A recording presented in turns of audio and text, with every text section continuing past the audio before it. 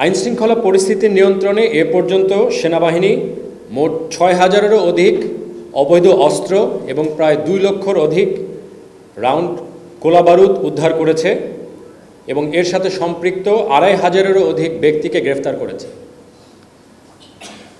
দেশের বিভিন্ন শিল্পাঞ্চলে ৬০০-রও অধিক অস্থিতিশীল পরিস্থিতি নিয়ন্ত্রণে সেনাবাহিনী সক্রিয় ভূমিকা রেখেছে এবং কারখানাগুলোকে চালু রাখার জন্য সংশ্লিষ্ট মন্ত্রণালয়, বিজিএমইএ সহ সংশ্লিষ্ট সকলের সমন্বয়ে বিভিন্ন পদক্ষেপ গ্রহণ করেছে, যার ফলে দেশের ২,০৮৯টি গার্মেন্টস কারখানার প্রায় সবগুলোই এই মুহূর্তে চালু রয়েছে।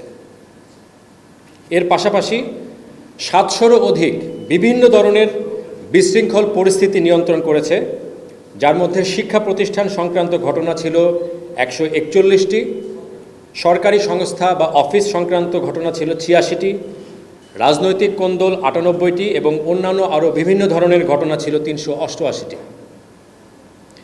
অধিকাংশ ক্ষেত্রেই সময়মতো কার্যকরী ব্যবস্থা গ্রহণের কারণেই অনেক অপ্রীতিকর পরিস্থিতি এবং বহু মানুষের যান ও মালের ক্ষতি প্রতিরোধ করা সম্ভব হয়েছে।